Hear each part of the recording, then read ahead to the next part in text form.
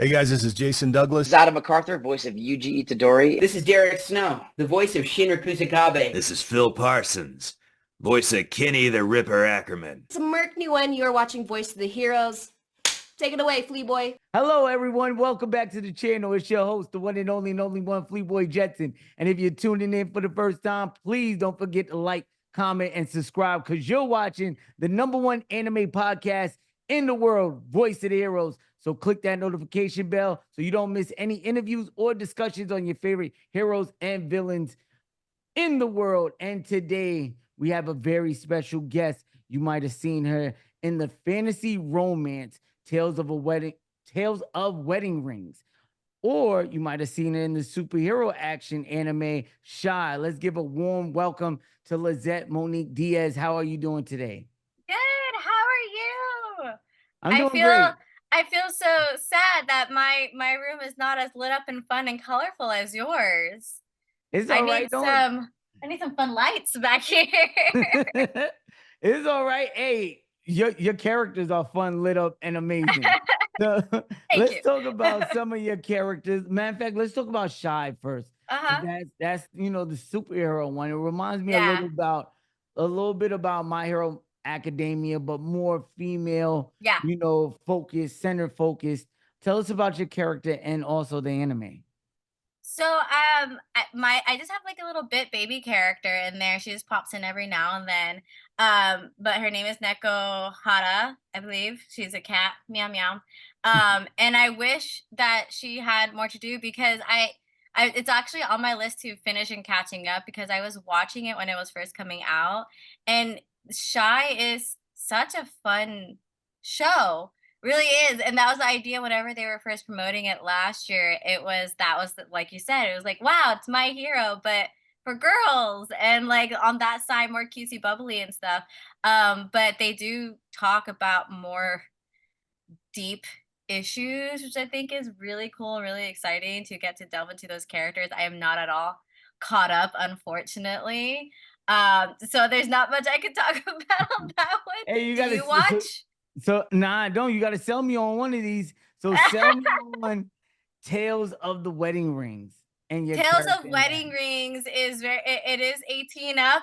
So make sure you are prepared for some of that content. It doesn't go too wild crazy, but you're gonna see some girly bits right there.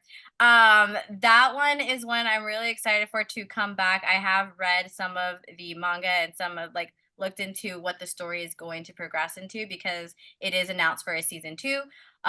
Hopefully next year. We don't know when it's gonna come in.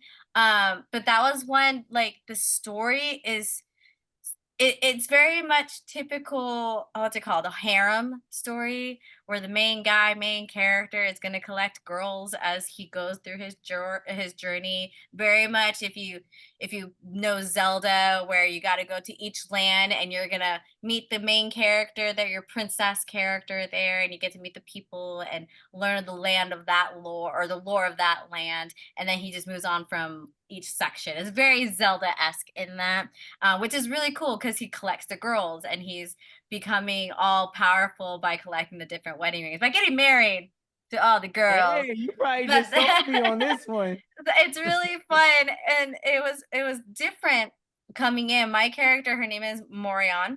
I believe that's how we figured out to pronounce her name, who is going to come back for a season 2 in the sense that she has more of a story. And so it starts out with, it's been a while, so I can't even remember the main character names, but the main guy meets the main girl when they're children. They grew up together in Japan, and then now that she is an adult, you learn that she was running away from her obligations, and decided to go into this other world. He's in love with her, even though they won't admit it right at the beginning, even though you know it. And he ends up following her back through this magical portal, because why not?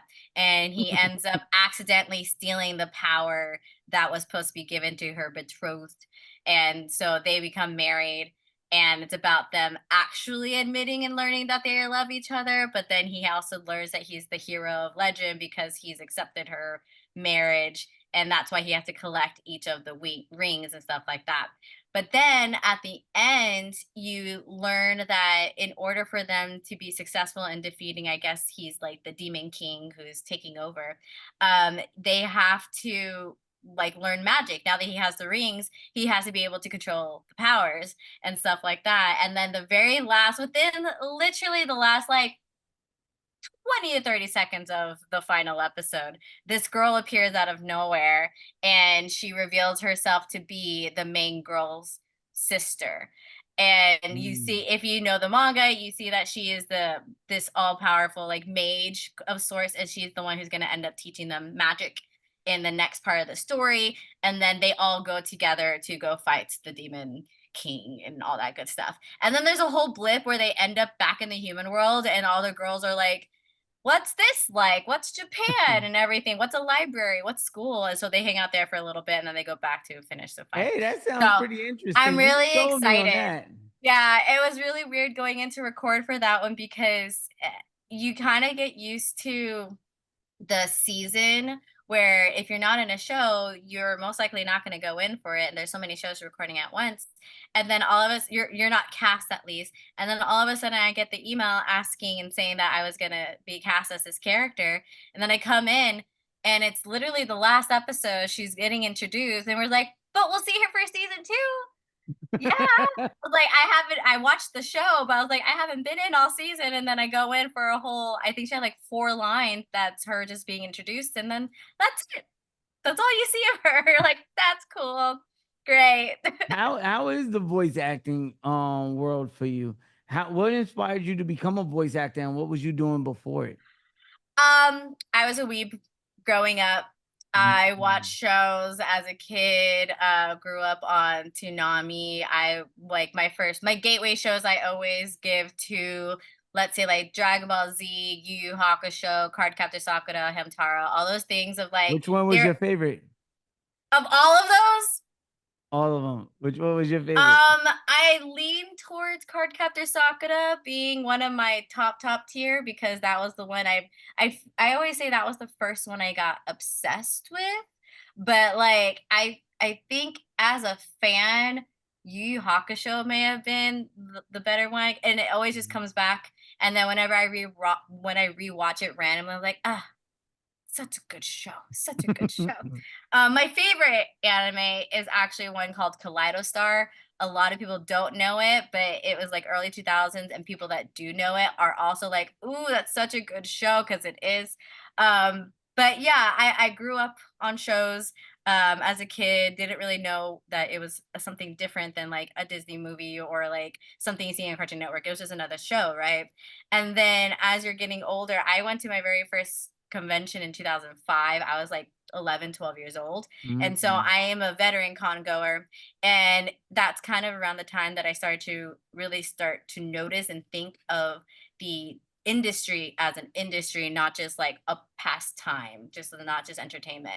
And so I started researching while I was in middle school about the companies like Funimation at the time and ADV Films and stuff like that.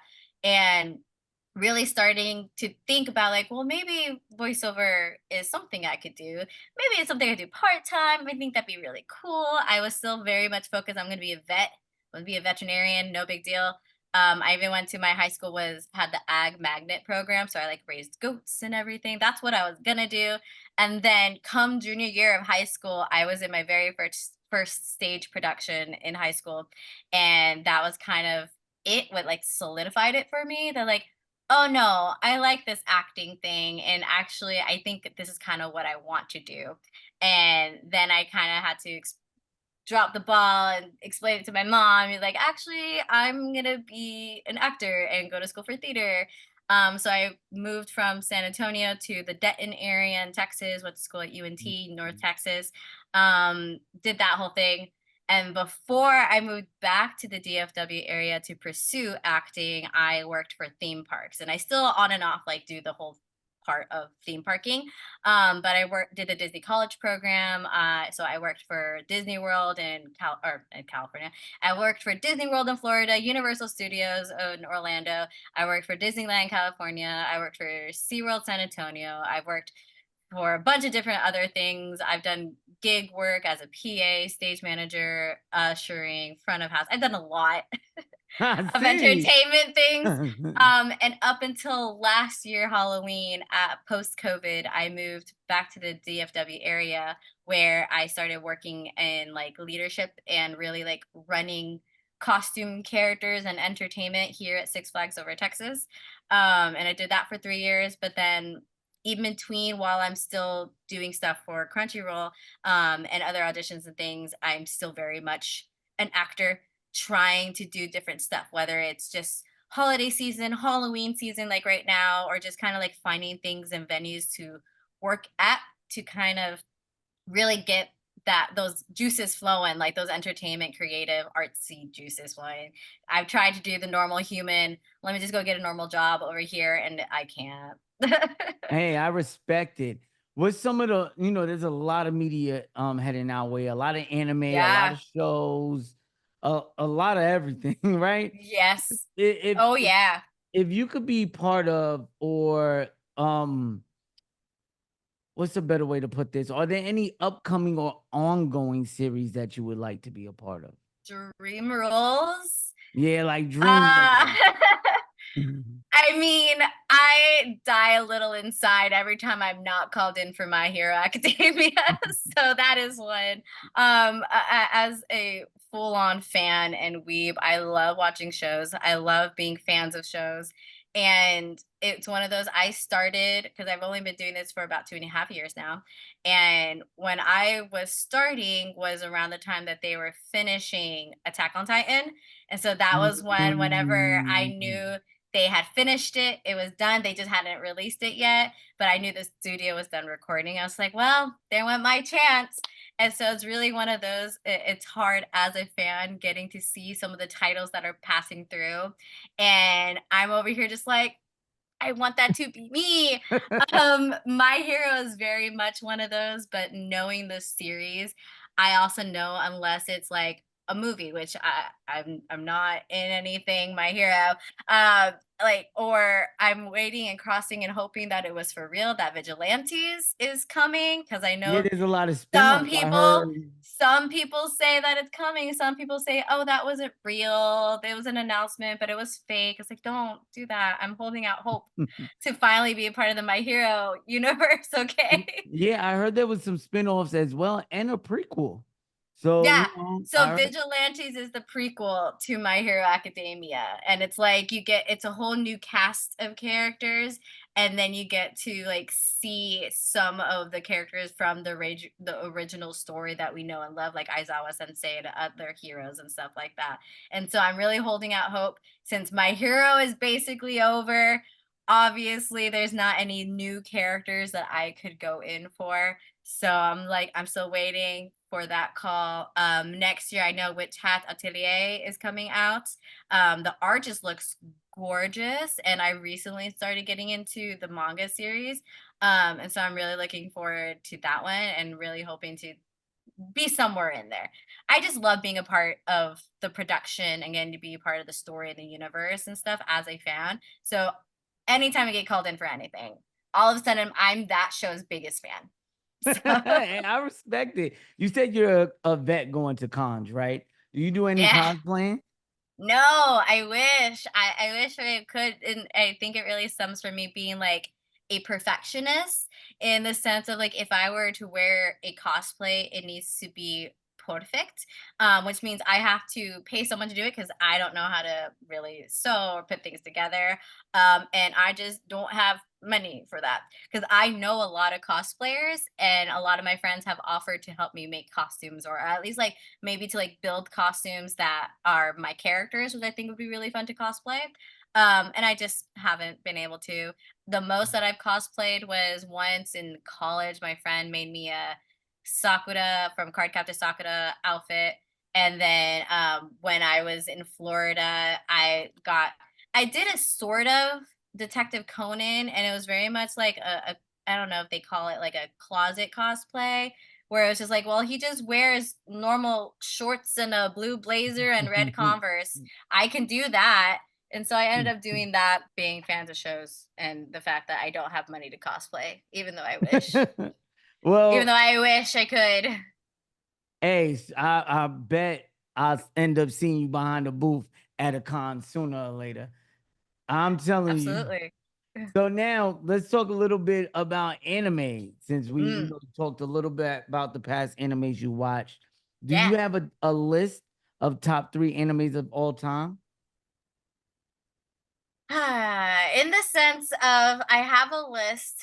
I have a list on my phone, and usually, especially if they're newer to trying to find shows to watch, I ask for a genre because I've watched so many shows. If you tell me a specific genre, oh, I could tell you this, this, this, this, this. So like my favorite sports anime is Prince of Tennis. If we're talking superhero, it's definitely My Hero right now. If I'm just looking for recommendations, or looking for people are asking you for recommendations, like I said, Kaleido Star is usually one of the first that I offer, just because it's no high stakes. It's sports anime slash little bit of magic slash gung ho, just feel good story, and it's beautiful and wonderful. And it's one of those that, like, every time I'm feeling not motivated to like do normal life, I'll just rewatch it, and it makes me feel better. It makes me happy. Early 2000s comedy. It's amazing, and it's sweet and adorable, and it's on Crunchyroll. What you watching right now? Like what have you been recently watching? I've been really bad and just been rewatching shows. So I recently, okay, here's a recommendation. I recently got into Natsume's Book of Friends, and it's very wonderfully sweet and wholesome that I binge watched. There's technically 6 seasons, 5 of them are dubbed.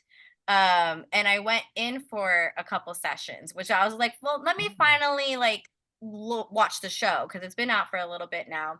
And so I watched it, and it was so good and amazing. Binge watched the whole thing.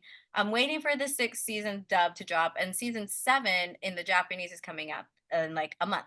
And so I binge watched the whole thing, maybe finished it last week or 2 weeks ago. And then all of a sudden I was just like, I'm just gonna watch it again. And so I've just been rewatching it, even though I just watched it. And then I'm also rewatching Naruto just for funsies. And Hey, that's my joint right there. That's my yeah, favorite anime of all time. really? Yeah, Okay.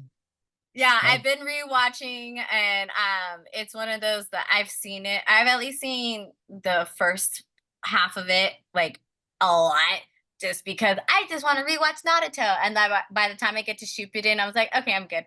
And so I'll rewatch Naruto, and I'm like in the tuning exam right now, and I was like, oh, it's still so good. It's so much fun. Shikamaru is my boy. Hey, But shout yeah. out Tom Gibbons, man. We had him on the show too. Oh, Shout out my boy love. Tom, man. I love it. So I just been rewatching a lot of stuff. Just got into the manga for Witch Hat Atelier, like I said. Besides that, I have a really bad tendency of finishing shows that I adore and love. So like a couple months ago, top of the summer, I was rewatching Attack on Titan because I just haven't seen the last hour long movie thingamajigger, and I've been putting it off. And so I was like, well, let me just rewatch it and get back into it. Still have been putting it off. And then My Hero, same thing. A huge My Hero fan. And it's coming so close to the end, and I don't want it to finish. So I've just been ignoring it. And I've rewatched it all the way up to season 6, and still haven't finished and caught up to season 7 again, because I just don't want it to be over. And so that's like always my struggle. If I adore and love the show so much, I was like, I'm just gonna put it off, and then it's never gonna end for me. It's fine, I'll just eternally rewatch the show. Yeah, it's kind of annoying for me too, because season 6 to me was one of the best seasons of My Hero. And then we get to season 7, and I'm don't hurt me in the chat. I tell y'all all the time, I only watch my anime dub. I know people are like, hey man, what you doing? But I love watching my stuff dubbed. Good. And I when watch both. yeah, so now with My Hero Academia, it takes a while for it to catch up dubbed. Yeah. So I'm left behind, and it's hard to go on social media and dodge spoilers. It's like It's like, That's so oh, true. whoa. You gotta, you know what I mean? You want to train. It's so true. And it's funny because like I know a lot that happens. And then if you watch anime, you can kind of predict things that are gonna happen either way. But like it is one of those because it's so near and dear to my heart that when a new episode drops, or like with the manga having ended just last month, people are constantly posting about it. And it's like within the first 2 seconds of this one person's clip, I'm like, no, I can't watch it. I was like, no, because like my heart is cracking. I was like, I don't want it to be over. And of course, season 7 with the main stuff that's happening, it's a lot. It's a lot of big things happening. It's a lot of drama, high stakes, story building, story crumbling. And I was like, I can't. So y'all need to stop. Yeah, it's a roller coaster, man. I'm kind of hurt that we'll probably get like one more season out of it. I hope they're able to squeeze at least 2. But I know with the manga wrapping up last month, that we'll probably get one more. And we got JJK wrapping up this month. So Yeah, a lot of shows are ending, which is very strange. yeah. What do you feel like are the best new gen animes? Ooh. If you had to pick top 3 new gen animes, who do you feel like? You know how we got the big 3, Bleach, Yeah. Naruto, and One Piece. One Piece, Who yeah. do you think are their successors? It's always interesting when people talk about this, like, because the big 3 are the big 3. And it's kind of like hard to compare to that.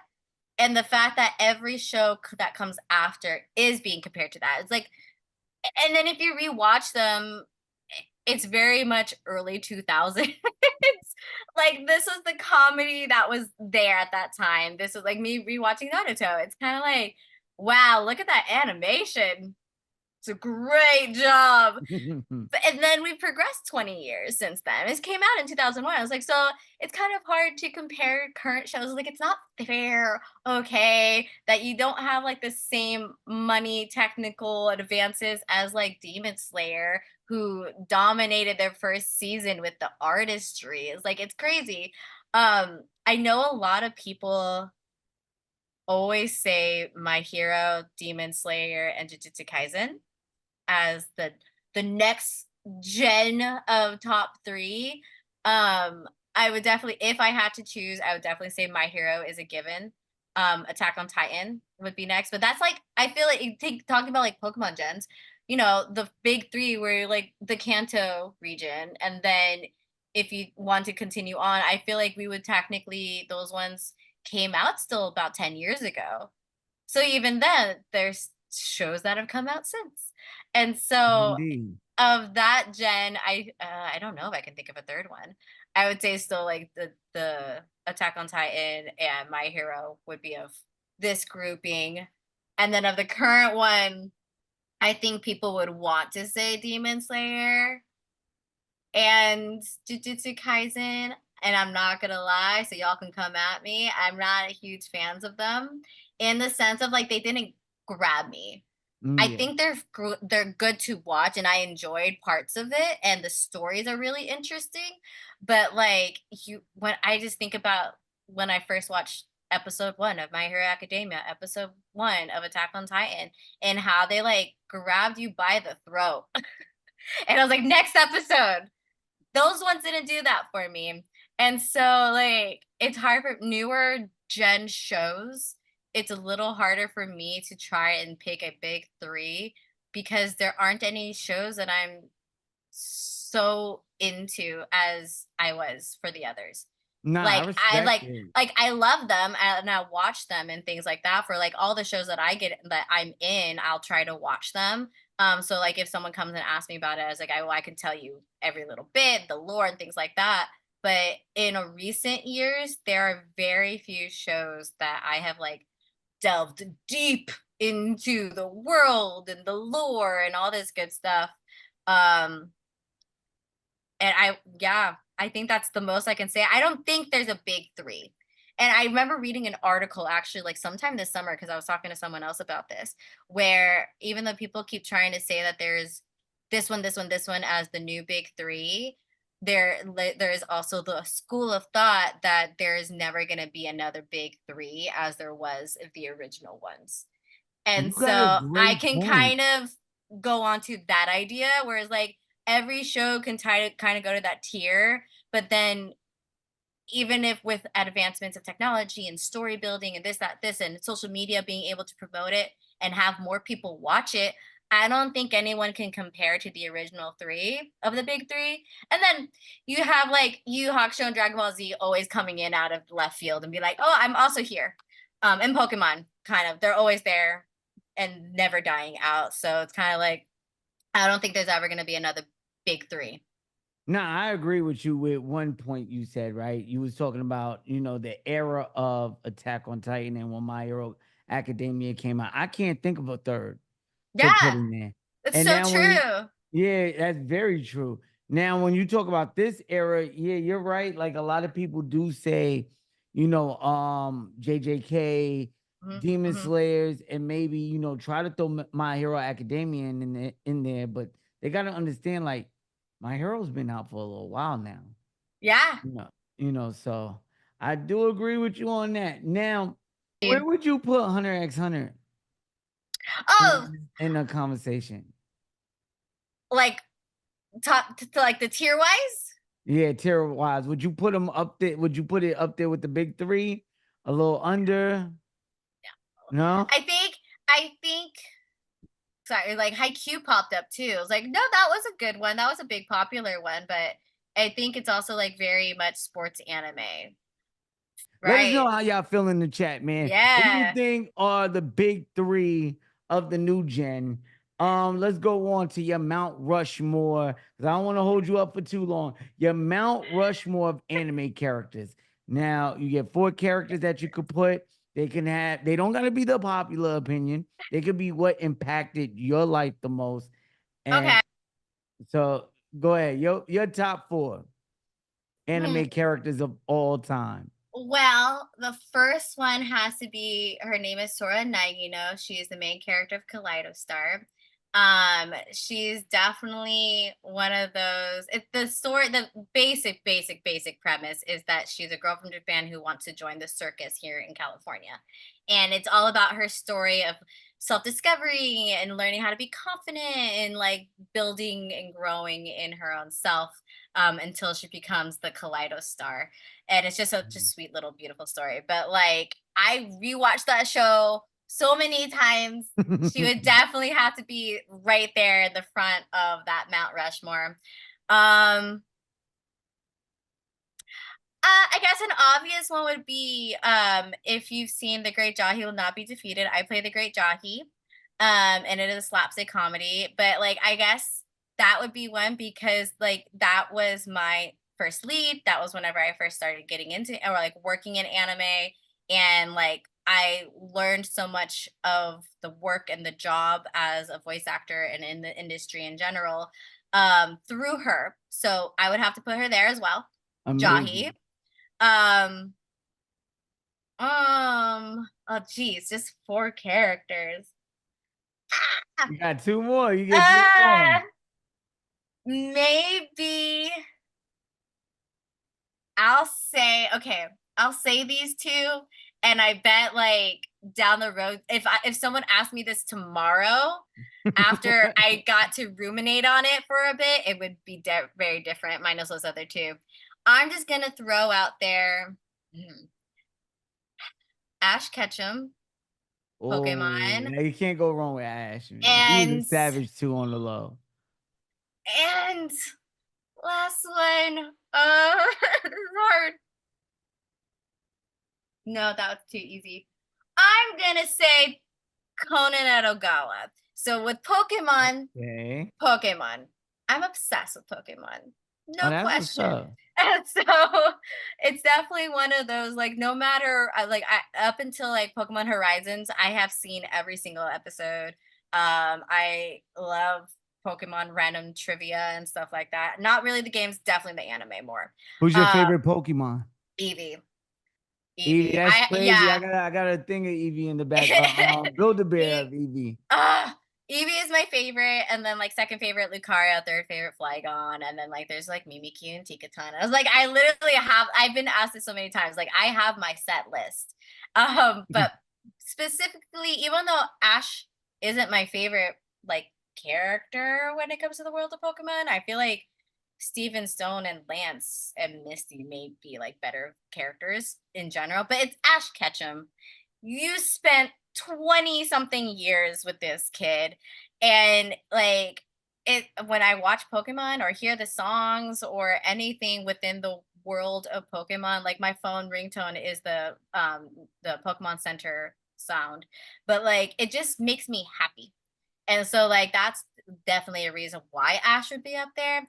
And then Conan Edogawa is from Case Closed, another older anime that is still ongoing. And it's just that same idea. All of my characters are just like, wow, makes me think back to my childhood and how happy I was They to all watch those OGs. shows. They all Yeah, OGs. exactly. I respect it. My dog is named Conan because of Detective Conan, and like one of these days I hope to visit the island the creator of the show and the manga. His hometown basically is transformed to showcase his works, and so like when you go to the island, I can't remember what part of Japan it is, when you go there's like the whole Detective Conan museum, and then they have like the sidewalks decorated, the manholes decorated, and everything like that, and like little statues from the show and the series. So one of these days I will eventually go there, but like it's a murder mystery, Case Closed, Detective Conan. Oh, I show. seen it. I seen the movies and all that. I seen Yeah, so like all of my Mount Rushmore just make me happy. I would be happy to stare at that forever. I respect it. All right, well, we came to the end of the show. Let people know where they can find you at on social media. Just my name, Lisette Monique Diaz. I'm on the Twitter Xverse, as well as Instagram, and that's pretty much it. I post on other things like TikTok, but not really. But if you just search my name, that's me. Are there any upcoming projects you're able to talk about? No. In the sense of I have signed NDAs on things that I've worked on or auditioned for. So unfortunately, no. Minus if you're local, I will be working in Dark Hour Halloween. So come get scared.